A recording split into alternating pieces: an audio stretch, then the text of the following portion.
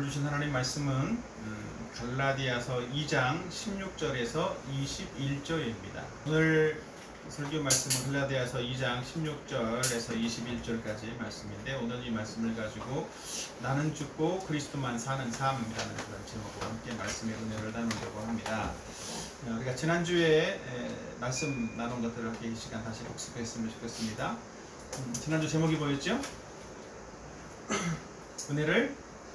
은혜되게 하는 삶, 이렇게 제목을 나눴습니다. 그래서 모든 것이 하나님께로부터 온 것이라는 사실들을 알아야 된다는 것들에 대해서 나눴고, 또 받은 은혜를 드러낼 수 있는 그런 삶을 살아야 된다는 사실을 나눴습니다.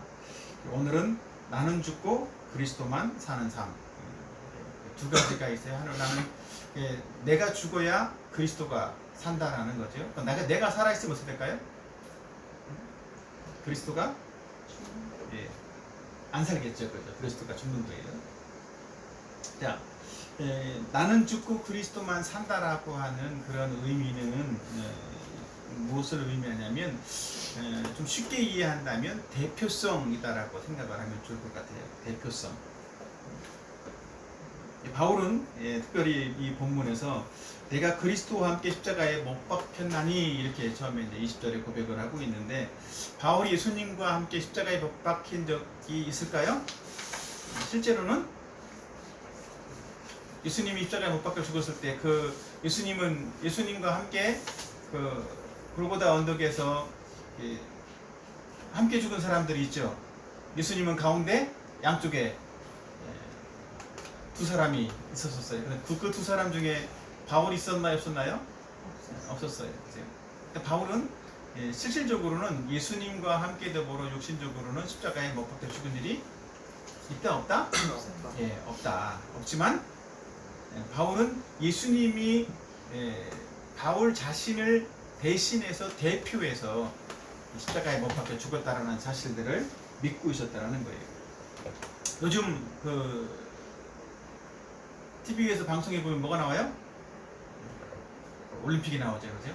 요즘 모든 드라마든지 뭐 이렇게 어떤 예능 프로그램들 거의 요즘은 다 하지 않고 하루 종일 그 올림픽 방송만 해주고 있는데, 파리 올림픽이 지금 열리고 있죠.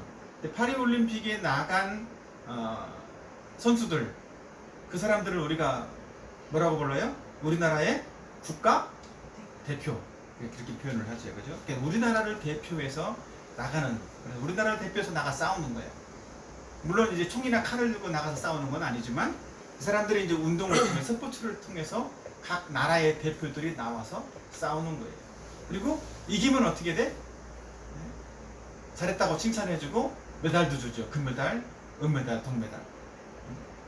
그러면 이 대표들이 나가서 금메달을 땄다. 그럼 어때? 누가 이긴 거야? 우리나라가 이긴 거예요, 그지? 그리고 우리나라가 이긴 거라고 막 좋아하잖아, 서로가. 우리나라 사람들이 다, 그지? 또 우리나라가 이겼다라면 결국 나라 국가만 이긴 걸까요? 우리나라를 대표해서 나가 싸운 거기 때문에 우리 온 국민을 대표해서 나가 싸운 거하고 똑같은 거예요. 그러니까 그 사람들이 이겨서 금메달을 딴 것은 바로 우리 자신이 금메달을 딴 것과 똑같은 이치를 보여주는 거란 말이죠. 그러니까 이렇게 어떤 사람이 대표가 되어져서 하는 것은 그 사람이 그래서 그 사람이 얻은 결과가 결국 누구 것이 된다? 내 것이 된다라는, 운동선수들, 국가대표 선수들이 그렇게 하는 것처럼, 마찬가지로 그리스도와 함께 내가 죽는다라는 것도 비슷한 의미를 가지고 있어요. 이미 2000년 전에 예수님께서 우리의 죄를 위해서 죽으셨죠, 그죠? 근데 2000년 전에 우리는 살았어요, 안 살았어요? 우리는 안 살았어. 태어나지도 않았단 말이에요. 근데 2000년 전에 십자가에 못 박혀 죽은 예수 그리스도는 누구를 대신해서 죽은 것이다? 나를 대신해서, 나를 대표해서 십자가에 못 박혀 죽은 것이라는 그 사실을 믿는 것이 우리의 믿음이에요. 우리도 그리스도처럼, 그래서 십자가에 못 박혀 죽은 사람이고 그리스도처럼 부활하고 또 사는 사람이다라는 사실들을 이 오늘 본문 갈라디아에서 말씀하고 있다는 것이죠. 사실은 이 오늘 말씀은 이 그리스도를 믿는 어떤 복음에 있어서는 상당히 깊은 내용을 전달해주고 있는 복음의 핵심이라고 말할 수도 있습니다. 매우 중요한 내용이기도 한데 좀 어떻게 보면 좀 어렵게 느껴질 수도 있지만 사실은 이 사실들을 많은 교인들이 뭐라 그럴까 좀 쉽게 생각을 하고 있어요. 이것들을 잘 모르고 있다란 말이에요. 그래서 이것을 바르게 알고 내가 죽는다라는 것이 무엇인지, 나는 신앙생활 한다라는 것은 나는 죽고 그리스도만 사는 삶이라는 사실들을 바르게 이해를 해야만 진짜 신앙생활을 하는 사람이 될 수 있다는 거죠. 그렇게 하는 사람이 진짜 구원받은 사람이다 라고 말할 수도 있을 것 같아요. 자, 오늘은 이 나는 죽고 그리스도만 사는 삶에 대해서 함께 나눌 것인데, 또 나는 죽고 그리스도만 사는 삶이란 무엇인가 함께 나누려고 합니다. 첫 번째로는 우리는 율법에 대해 죽은 자가 되었다라는 거예요. 따라합시다. 율법에 대해 죽은 자가 되었다. 예. 우리 갈라디아서 2장 20절 우리 앞부분 맨 윗줄만 한번 모니터 같이 한번 읽어보도록 할까요? 시작. 내가 그리스도와 함께 십자가에 못 박혔나니. 분명히 내가 그랬죠. 내가. 자, 그리스도와 함께 십자가에 못 박힌 자가 누구예요? 나라는 거예요. 여기서 성경 자체적으로 쓰고 있는 사람은 주체는 물론 분명히 바울이지만, 사실은 우리로 말하면 동일하게 이 바울도 예수님이 대표해서 바울을 위해서 십자가에 죽으신 것을 믿는 것처럼 우리 자신도 나를 대신해서 예수님이 십자가에 못 박혔다는 사실들을 믿고 고백해야 된다는 것이죠. 예수님은 죄가 있어요, 없어요? 죄가 없는 분이셨어요. 그러니까 죄가 없는 예수님이 죄 있는 나를 대신해서, 나를 대표해서 십자가에 못 박혀 죽었다는 거죠. 그러니까 죄인은 어때? 모든 죄인은 자기 죄 때문에 죽어야 되는 거예요. 근데 우리가 스스로가 나의 죄를 위해서 죽으면 어떻게 돼? 그 결과는 지옥이죠. 그죠? 여러분 다 지옥 가고 싶어요? 지옥 가고 싶지 않죠. 그러니까 내가 지옥 가지 않고 천국에 가려면 어떻게 해야 돼? 누군가 죄 없는 누군가가 나를 대신해서 대표해서 대신 죽어줘야만 한다는 것이죠. 성경에 보면 로마서 3장 23절에 보면 모든 사람이 죄를 범하였음에 라고 말하고 있어요. 그러니까 이 땅에 죄가 없는 사람은 한 명도 없다라는 거지. 그죠? 그리고 그 죄에 대한 결과는 뭐라고? 죄에 대한 싹. 로마서 6장 23절에 보면 죄의 싹은 사망이요 그랬어요. 싹이 뭐예요? 싹? 결과, 값을 말하는 거야. 그죠? 그러니까 이 세상에서 어떻게 보면 제일 비싼 게 죄라고 말할 수도 있는 거예요. 죄값이 사망이니까. 우리는 이 비싼 죄를 늘 짓고 살아가죠. 그죠? 근데 이 죄 때문에 우리는 그 결과로 어떻게 된다고? 사망이라고 하는 결과를 맞이하게 되고, 그 사망은 하나님과 분리되는 거예요. 영원히 하나님과 분리되는 거예요. 그것을 성경은 또 지옥이다라고 표현하고 있어요. 율법으로 말하면, 하나님의 이 법으로 말하면 죄를 지은 사람은 어떻게 된다고? 반드시 죽게 된다. 영원한 사망에 이르게 된다라는 거예요. 그래서 모든 죄인은 다 한번 죽는 것은 사람에게 정해져 있고, 그 후에는 심판이 있어서 영원한 심판, 영원한 지옥에 가는 그런 존재가 된다는 것이죠. 일사부재리의 원칙 혹시 아나요? 일사부재리의 원칙은 동일한 죄에 대해서, 동일한 이 사건에 대해서 두 번 다시 그 죄에 대해서 죄의 어떤 결과를 묻지 않는다는 거예요. 그러니까 우리를 대신해서 예수님이 대신 대표해서 또 대신해서 십자가에 죽었다라면 그 우리의 죄에 대해서 더 이상 묻지 않는다는 거죠. 여러분이 잘 아는 흥부전 알죠? 흥부전, 놀부 흥부 나오는 흥부전에서 흥부가 돈이 없어서 알바를 했던 때가 있어요. 가끔 알바가 매일 있는 것은 아니고 가끔 들어오는 알바가 있었는데, 그 알바가 뭔지 알아요? 예, 관아에 가서 매를 맞는, 곤장을 맞는 것이었어요. 그 당시는 어떤 사람이 죄를 지으면 물론 이제 뭐 사형을 당하는 수도 있기는 하지만 죄를 범하면 어느 정도 아주 심하지 않으면 매를 맞고 풀어주는 경우도 있었었고 또 매를 맞고 감옥에 갇히는 경우도 있었었어요. 근데 그 매를 맞고 풀어주는 경우의 사람들은 조금 약한 거지. 그런데 돈이 있는 사람들은 매를 맞는 것을 자기 자신이 맞지 않고 누군가 대신해서 매를 맞도록 자기가 그 사람한테 돈을 주고 대신해서 매를 맞아줘라 이렇게 부탁했다라는 거죠. 근데 그 일들 누가 했다고? 흥부가 그 일을 했더라는 거예요. 그래서 흥부는 돈을 받고 매를 맞고 그리고 받은 돈을 가지고 쌀을 사서 이렇게 가족들과 같이 먹는 그런 삶을 살았던 거죠. 그러니까 어떤 죄인이 흥부에게 네가 나를 대신해서 좀 곤장을 맞아줘 이래서 흥부가 곤장을 맞았으면 어떻게 될까요? 그 원래 죄인은 곤장을 더 이상 이제 곤장을 또 맞아야 될 이유가 있을까 없을까요? 또 맞아야 될 이유가 없는 거예요. 만약에 관아의 어떤 포졸들을 만나도 어떻게 돼? 숨거나 도망가지 않아도 되는 거예요. 왜? 그 사람의 죄는 다 이제 죄값이 다 치러졌고 그 사람을 향해서 더 이상 너는 죄인이다라고 붙잡아가지도 않기 때문에 그런 거죠.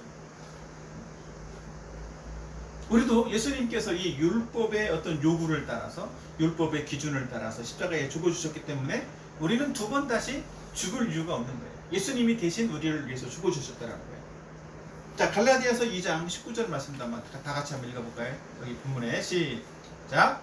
내가 율법으로 말미암아 율법에 대하여 죽었나니 이는 하나님에 대하여 살게 합니다. 예, 보면 우리는 율법에 대해서 죽은 자다라고 말하고 있어요. 그래서 율법에 더 이상 매여 있지 않아도 된다라는 거예요. 그러니까 우리가 이제 우리나라에서도 어떤 헌법이라는 게 있죠, 그죠? 그런 법들이 많이 있어. 특별히 교통법규 같은 것도 있는데, 교통법규 같은 경우는 그래도 약간의 좀 가벼운 죄에 포함될 수도 있는데, 그나마 녹색불에 건너가야 되는데 빨간불에 건너갔다 어때? 그러면 그것도 죄 아니에요? 그것도 죄란 말이에요. 그것도 옆에서 누군가 경찰이 있으면 오세요 그래가지고 뭐 벌금 얼마 이렇게 하게 된단 말이에요. 근데 횡단보도 건너는 것도 법으로 정해진 이유가 뭘까? 뭐 때문에? 벌금 거들라고? 벌금 거들라고 법으로 정해놓은 건 아니에요. 횡단보도를 빨간불에 건너간다는 얘기는 뭐야? 그 신호는 누구에게는 파란 신호야? 차에게는 파란 신호이기 때문에 차는 지나가라고 하는 신호란 말이에요. 근데 그 시간에 사람이 건너가다가 차에 치우면 어때? 죽을 수도 있잖아. 그래서 사람을 보호하기 위해서 이 법을 만들어 놓은 거예요. 되게 그거는 좋은 거죠. 법을 지키는 것은 되게 좋은 거예요. 반대로 법을 어기게 되면 어떻게 돼? 죄인이 된다는 말이죠. 근데 우리가 이 율법에 의해서 오늘 본문에 나와 있는 것처럼 율법에 대해서 죽은 자가 되었다. 율법에 대해서 죽은 자가 되었다는 말이 뭘까?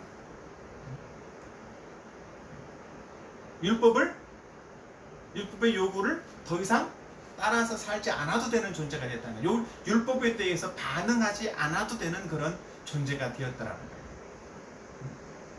왜? 죄를 지었으면 율법은 뭐야? 넌 죽어야 돼. 이게 율법에 대한 반응이라고. 근데 율법의 그때 요구에 대해서 더 이상 반응하지 않아도 되는 그런 존재가 되었다라는 거예요. 반대로 무엇에 사는 사람이 되게 했다고? 하나님에 대해서 살게 하는 그런 사람이 되었다라는 것이죠. 근데 중요한 것은 우리가 이런 사실들을 안다라고 해서 구원받은 것이 아니라는 거예요. 예수님이 나를 대신해서 십자가에 못 박혀 죽었다. 이 사실들을 안다라고 하면 구원받은 걸까요? 안다라고 해서 구원받은 것이 아닌 거예요. 근데 많은 교회 다니는 사람들 중에서 어떤 사람들이 착각하는 것 중에 하나가 바로 이런 거예요. 나는 그걸 알아. 또 모태신앙 있죠. 모태신앙. 우리도 모태신앙이 여기 둘이나 있는데 모태신앙들은 교회 오래 다니다 보니까 그런 거를 지식적으로 안단 말이에요. 그죠? 근데 알면 어떻게 돼? 나는 구원받은 것 같다라고 생각을 한다는 거예요. 나는 구원받았어. 근데 예수님이 죄인을 위해서 십자가에 죽었다라는 사실들을 알고 있는 사람, 우리나라에 얼마나 될까요? 전 국민 중에? 아니, 반대로 모르는 사람이 얼마나 될까? 전 국민 중에 거의 없을 거예요. 그 사실을, 우리는 성탄절도 있고 막 이렇게 많은 교회에서 뭐 TV에서도 나오기도 하니까. 근데 그 사실을 예수님이 십자가에서 죄인을 위해 죽었다는 사실들을 안다라고 해서 구원받는 것은 아니라는 거예요. 그것이 전부가 아니라는 거죠. 예수님이 세상 모든 사람들의 죄를 위해서 대신해서 죽으시고 그 사람을 구원하기 위해서 이렇게 십자가에 못 박혀 죽으신 것은 맞지만 이 사실을 아는 것이 구원하고 직결되고 구원하고 연결되는 것은 아니라는 거죠. 필요하기도 해. 그러나 그것을 알았다라고 해서 동일하게 구원받은 것이다 라고 말할 수는 없다라는 거예요. 구원은 상당히 어떤 면에서는 제한적이고 조건적인 측면들이 있어요. 어떤 조건이 있을까요? 이 사실을, 이 복음의 사실을 내가 받아들이고 믿어야 된다라는 거예요. 그게 조건이에요. 믿는 사람이어야 된다. 그런 사람만 의롭게 된다는 거예요. 그래서 성경은 오직 믿음으로 의롭게 된다라고 성경은 말씀하고 있어요. 왜냐하면 그리스도께서 나의 죄를 대신해서 십자가에 못 박혀 죽은 사실들을 뭐 해야 된다고? 다 믿어야 된다는 거예요. 나를 위한 죽음이라는 사실들을 믿어야 된다는 거죠. 그리고 그리스도께서 부활을 통해서 우리의 모든 죄가 전부 다 예수님이 우리의 죄를 대신해 죽으셨다는 사실들이 증명되어지고 또 예수님의 부활을 통해서 내가 생명 얻고 의인으로서 의롭게 되었다는 사실들을 믿는 것이, 그것이 우리의 믿음이어야 되는 거예요. 그래야 구원받은 사람이 되는 거죠. 자, 갈라디아서 2장 16절 큰 소리로 한번 다 같이 읽어보도록 합시다. 갈라디아 2장 16절 시작. 사람이 의롭게 되는 것은 율법의 행위로 말미암음이 아니요 오직 예수 그리스도를 믿음으로 말미암는 줄 알므로 우리도 그리스도 예수를 믿나니 이는 우리가 율법의 행위로서가 아니요 그리스도를 믿음으로써 의롭다함을 얻으려 함이라. 율법의 행위로서는 의롭다함을 얻을 육체가 없느니라. 율법의 행위로서는 의롭게 될 사람이 있다 없다? 아무도 없다라는 거예요. 그리스도께서 2000년 전에 십자가에서 우리를 대표해서 우리를 대신해서 죽었다라는 그 사실들을 내가 믿음으로 받아들일 때 나는 의로운 사람이 될 수 있다라는 것이지요. 이것을 위대한 교환이다라는 어떤 단어로 표현할 수 있어요. 교환은 뭐예요? 바꾸는 거죠, 그죠? 우리의 죄는 예수 그리스도께서 가져가셔서 십자가에서 다 해결해 주셨고 그 사실을 믿는 우리에게는 어떤 뭐가 주어져? 의가 주어지는 거예요. 의로. 예수님처럼 죄를 지은 적이 한 번도 없는 사람처럼 인정해 주신다는 그걸 위대한 교환이라고 해요. 그래서 그렇게 되려면 우리에게 필요한 게 있어. 우리가 해야 될 중요한 것이 있다고. 그것이 바로 예수님을 구세주와 주님으로 영접하는 거예요. 구세주로 영접한다는 것은 예수님이 나의 죄를 위해서 죽었다라는 사실들을 인정하는 거예요. 그걸 믿는 거예요. 주님으로 믿는다는 것은 그 예수님이 나의 죄를 해결해 주셨고 나에게 영원한 죽음이 아니라 영원한 생명을 주셨다라는 사실들을 믿는 거라고. 그래서 이제는 내가 주인 되어서 내 마음대로 살지 않고 예수님이 주인 되어줘서 사는 삶, 그런 삶을 살겠다라고 고백하고 예수님을 영접하는 것이 믿음이라고. 그런 믿음을 우리는 가져야 돼요. 그래서 예수님께서 우리의 모든 죄를 다 해결해 주셨다는 사실들을 믿음으로 받아들이는 그런 사람이 진정으로 율법에 대해서 죽은 자다라는 거죠. 그 사실들을 믿지 않는 사람은 율법에 대해서 죽었다라고 말할 수가 없는 거예요. 여전히 자기 마음대로 살고 여전히 죄를 지으면서 사는 사람이니까. 자기 죄 때문에 지옥 가는 사람이 되는 거라고. 자, 두 번째로는 나는 죽고 그리스도만 사는 삶은 따라합시다. 그리스도와 함께 그리스도와 함께 살아가는 자가 되는 것이다. 살아가는 자가 되는 것이죠. 그리스도와 함께 사는 것이 나는 죽고 그리스도만 사는 삶인 거예요. 자, 갈라디아서 2장 20절 다시 이제는 이 밑에 있는 파란 글씨만 한번 다 같이 읽어봅시다. 시작. 그런즉 이제는 내가 사는 것이 아니요 오직 내 안에 그리스도께서 사시는 것이라. 이제 내가 육체 가운데 사는 것은 나를 사랑하사 나를 위하여 자기 자신을 버리신 하나님의 아들을 믿는 믿음 안에서 사는 것이라. 아멘. 그냥 오직 예수님 안에서 믿음으로 살아가는 삶이라는 거죠. 그것이 그리스도와 함께 살아가는 삶이에요. 그러니까 바울은 예수님께서 십자가에 죽으심으로써 단번에 이 죄의 영향력에서부터 또 어떤 죄의 어떤 결과로부터 벗어나게 되었다라는 사실들을 오늘 이 말씀을 통해서 시인하고 있는, 고백하고 있는 거예요. 그리스도와 함께 나는 죽은 자가 되었다. 더 나아가서 나는 그리스도와 함께 살아가는 사람이 되었다라는 것이죠. 자, 로마서 6장 11절, 14절 말씀을 한번 같이 한번 보도록 할까요? 마지막 성경 본문인데 같이 한번 큰 소리로 또박또박. 로마서 6장 11절, 14절 시작. 이와 같이 너희도 너희 자신을 죄에 대하여는 죽은 자요 그리스도 예수 안에서 하나님께 대하여는 살아있는 자로 여길지어다. 죄가 너희를 주장하지 못하리니 이는 너희가 법 아래 있지 아니하고 은혜 아래 있습니다. 아멘. 우리는 죄가 우리를 지배하지 못하는 그런 자가 되었다라는 거예요. 왜? 우리는 죄에 대해서 죽은 자가 되었기 때문에. 죄에 대해서 죽었다라는 건 바로 그런 것이죠. 죄가 우리를 더 이상 지배하지 못하는 거예요. 반대로 하나님에 대해서 살아가는, 살아있는 자가 되었다라는 거예요. 그 하나님에 대해서 살아있는 자는 하나님의 말씀에 대해서 적극적으로 순종하는 그런 삶을 살 수 있는 사람이 되었다라는 의미를 말하고 있는 거예요. 우리는 더 이상 이 율법 아래 살아가는 사람이 아니기 때문에 죄 가운데 죄를 지으며 살아가는 사람이 아니고 우리는 하나님 말씀대로 순종하면서 의로운 삶을 살고 또 은혜 안에 살아가는 그런 사람이 되었다라는 것입니다. 그래서 우리가 예수님의 십자가에서 우리가 죽었다라는 그런 의미는 바로 나의 옛사람, 죄를 지으며 살고 있는 나의 옛사람이 죽었다라는 거예요. 내가 주인 되어 살아갔던 나의 옛 자아가 죽었다라는 거라고. 여러분은 여러분의 옛 자아가 옛사람이 죽었습니까? 죽은 사람이 돼야 돼. 어떻게 죽은 사람이 될 수 있을까요? 옛 자아를 죽이는 방법. 죄를 짓는 내가 주인 되어 살아가는 옛사람을 죽이는 방법이 뭐예요? 그것은 나의 열심이나 노력이나 내가 열심히 어떤 것들을 착한 일을 열심히 많이 해야지 그런 것들을 통해서 되는 것이 아니라는 거예요. 무엇으로만 된다? 예수님을 믿음으로만. 예수님을 믿을 때만 그렇게 되는 거예요. 그건 어려운 것이 아니란 말이에요.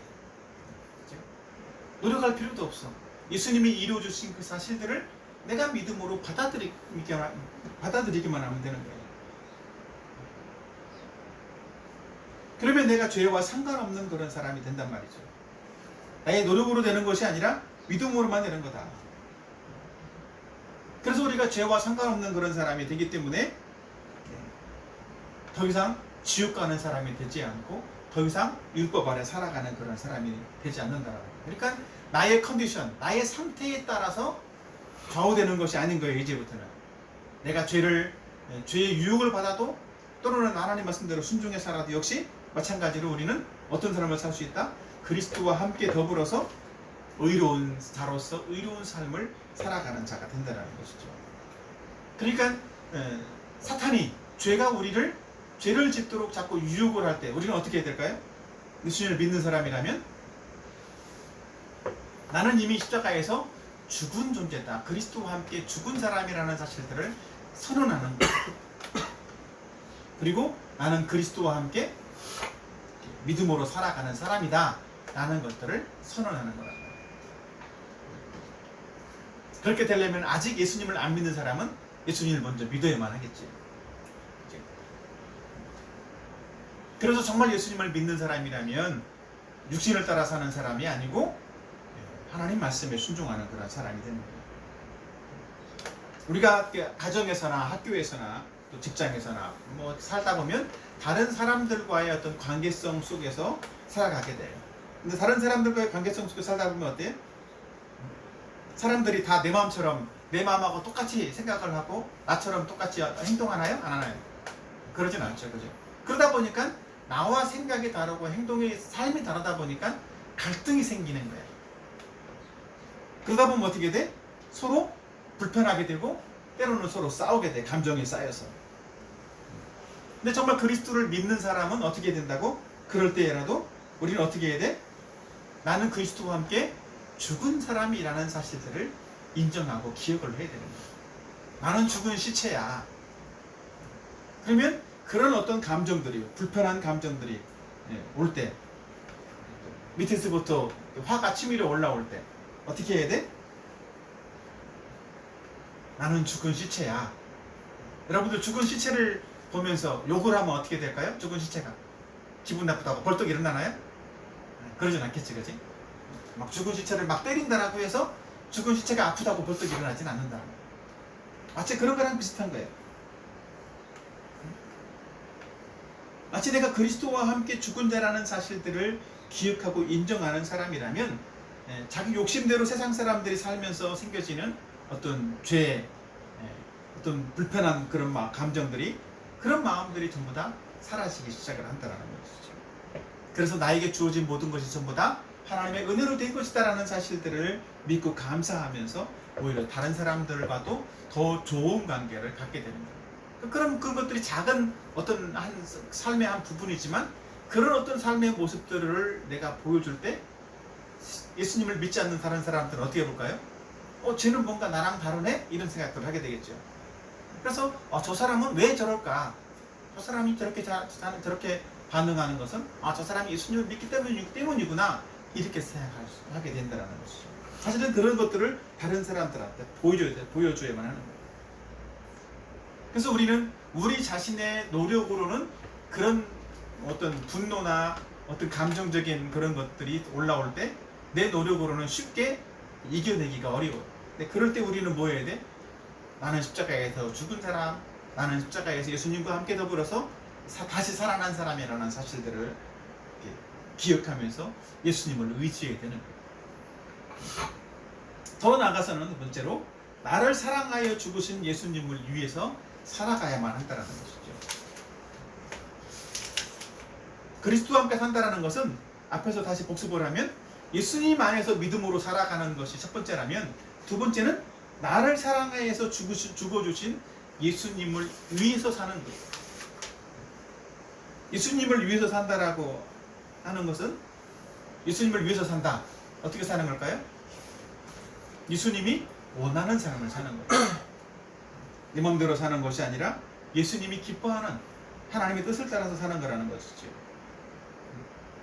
예수님이 원하는 대로 산다라고 하니까 어떤 사람들은 이제 내 인생 이제 그 행복 끝 불행 시작이다, 이렇게 생각하는 사람도 있을지 몰라. 근데 실제로는 예수님의 말씀대로 사는 삶은 불행 끝 행복 시작의 삶이 되는 거예요.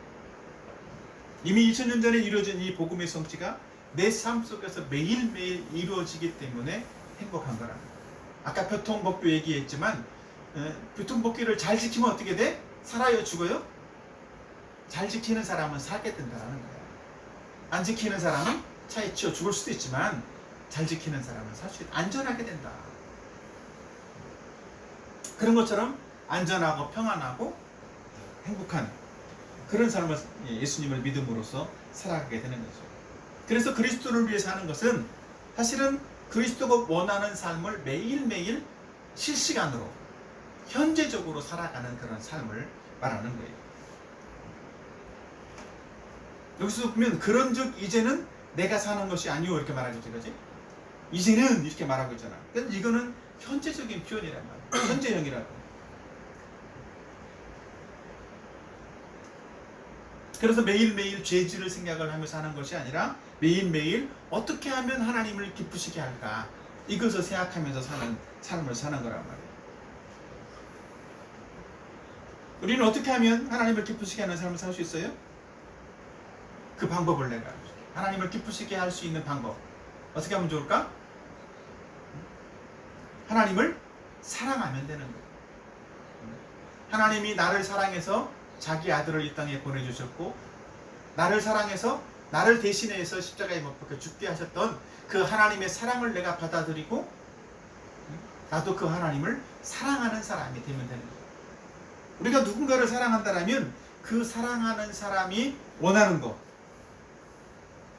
그 사랑하는 사람이 해달라고 하는 거를 해주고 싶어요? 해주기 싫어요? 해주고 싶잖아. 나를 사랑하고 있고 나도 그 사람을 사랑한다면, 그 사람이 원하는 것이라면 하늘의 별이라도 따다가 주고 싶은 그런 마음들이 생긴단 말이죠.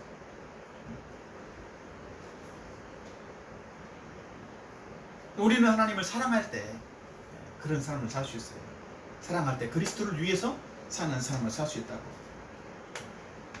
우리는 예수님을 믿음으로써 하나님이 나를 얼마나 사랑하는지를 알게 되었다고.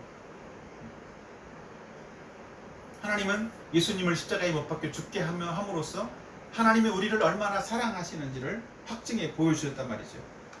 그러니까 예수님을 믿는다는 것은 나를 사랑해서 나를 위해서 자기 아들을 십자가에 내보내줘 십자가에 죽게 하신 그 하나님의 사랑을 받아들이고 믿는 것이다 라고 말하는 거죠. 그래서 이미 우리는 하나님으로부터 큰 사랑을 받았어요. 그렇기 때문에 우리는 나를 사랑해서 나를 위해서 자기 아들을 내어주신 그 하나님을 뜨거운 마음으로 사랑하고 사랑으로 반응하는 것. 그렇게 되면 예수님을 위해서 살아가는 사람이 될 수 있다는 말이죠. 이것이 하나님을 위한 삶이고 그리스도를 위하는 삶인 거예요. 그래서 하나님을 위해 살고 또 하나님을 사랑하는 그런 삶을 산다라고 하면 자연스럽게 죄와 멀어지는 그런 삶을 살아가게 될 줄로 믿습니다. 아멘. 그럼 자연스럽게 하나님이 기뻐하는 삶을 살게 되는 거예요.